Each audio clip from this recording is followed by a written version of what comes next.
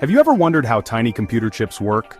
These chips, called semiconductors, power everything from our smartphones to our cars, but they are incredibly small and delicate. That's where semiconductor packaging comes in. Semiconductor packaging is like building a protective house for the delicate chip inside. This house has tiny electrical connections that allow the chip to communicate with the outside world. It's a critical process in electronics manufacturing. Without it, our electronic devices wouldn't work. Think of it like this. The semiconductor chip is like your brain and the packaging is like your skull. Your skull protects your brain and allows it to send and receive signals to the rest of your body. Similarly, semiconductor packaging safeguards the chip and enables it to interact with other electronic components.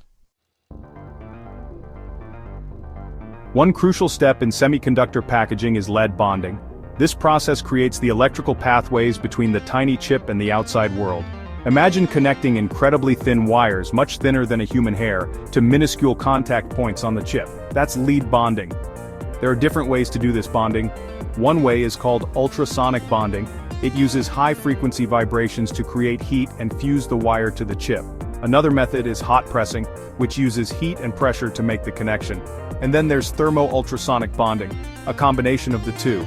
Each method has its pros and cons, and the choice depends on the specific requirements of the chip and its application. But no matter the method, lead bonding is a delicate and intricate process requiring precision and expertise. Lead bonding might seem simple, but it comes with its fair share of challenges. One of the biggest challenges is accuracy. We're talking about connecting wires that are incredibly thin to contact pads that are even smaller. Any slight misalignment can result in a broken connection, rendering the entire chip useless. Another challenge is wire offset. This happens when the wire moves slightly during the bonding process, creating a less than ideal connection. It's like trying to thread a needle on a bumpy bus ride, not easy. Then there's the risk of contamination. Even a tiny speck of dust can disrupt the bonding process and ruin the chip. So, lead bonding is a bit like performing surgery on a microscopic scale. It requires a steady hand, the right tools, and a whole lot of precision. Given the intricacies of lead bonding, it's crucial to ensure the quality and reliability of these tiny connections.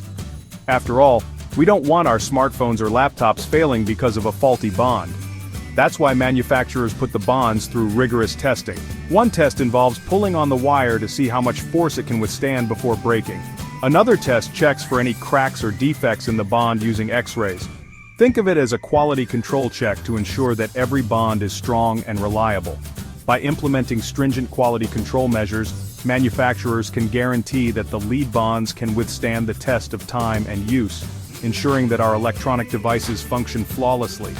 So, the next time you use your smartphone or laptop, spare a thought for the amazing technology of lead bonding that makes it all possible.